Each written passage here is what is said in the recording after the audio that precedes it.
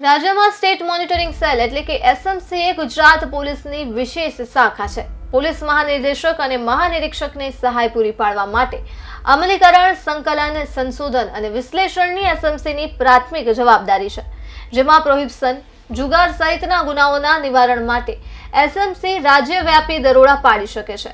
ત્યારે રાજ્યના ગૃહ વિભાગે ગાંધીનગર ખાતે એસએમસીનું એક અલગ પોલીસ સ્ટેશન બનાવવાને લઈ નોટિફિકેશન જાહેર કર્યું છે. કટ કેટલા પોલીસ સ્ટેશનો છે ને સ્ટાફ શું રહેશે અને કેવા પ્રકારની કામગીરી પોલીસ સ્ટેશન થકી થશે? મહેરબાન ડીજીપી સાહેબ તરફથી એસએમસીમાં દરખાસ્ત કરવામાં આવેલી કે એસએમસીના જે ગુનાઓ દાખલ થાય છે તેમાં અમુક ગુનાઓ સમગ્ર ગુજરાતની સ્પર્શતા ગુના હતા, જે આધારે ડીજીપી સાહેબે દરખાસ્ત કરતા ગૃહ વિભાગ દ્વારા 2 જાન્યુઆરીના રોજ એસએમસીને સમગ્ર રાજ્યનું પોલીસ સ્ટેશનનો દરજ્જો આપવામાં આવેલ છે.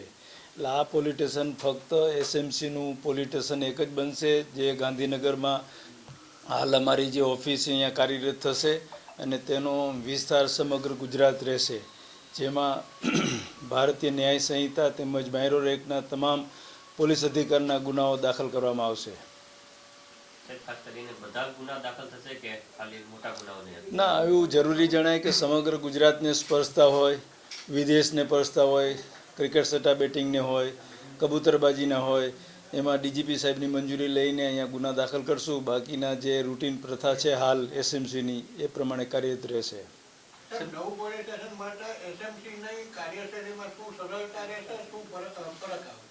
પહેલાં જે તે પોલીસ સ્ટેશનમાં અમે ગુનો દાખલ કરવા પડતા હતા, એ દાખલ કર્યા પછી એસએમસીને તપાસ સોંપવા માટે ડીજીપી સાહેબની મંજૂરી લેવામાં આવતી હતી. હવે અહીંયા જે પ્રમાણે ગુના દાખલ કરશું એમાં સમગ્ર ગુજરાતને સ્પર્શતા ગુના હશે તો દાખલ કરી અને એની તપાસ એસએમસી લઈને એની જાણ ડીજીપી સાહેબને કરવામાં આવશે.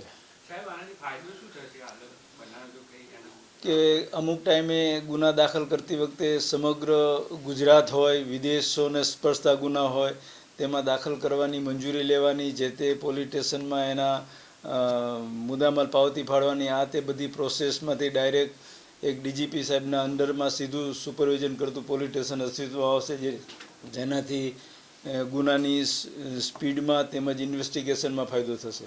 સાહેબ, કેટલું સંખ્યાબળ હશે પોલીસ વિભાગમાં જ્યારે અલગ કચેરી બનશે ત્યારે, અને રાજ્યમાં સંખ્યાબળમાં કેટલો બદલાવ આવશે?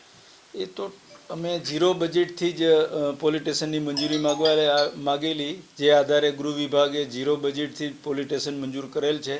એટલે હાલ અમારું જે સ્ટ્રેન્થ છે પ્રતિનિયુક્તિ ઉપર, એમાંથી 5 પીએસઆઈ, 5 પીઆઈ એની નિમણૂક કરવામાં આવશે. બાકીના જે પોલીસ સ્ટેશનની જરૂર પડશે એ પોલીસ સ્ટેશનમાંથી લઈ અને પ્રતિનિયુક્તિ ઉપર નિમણૂક કરવામાં આવશે.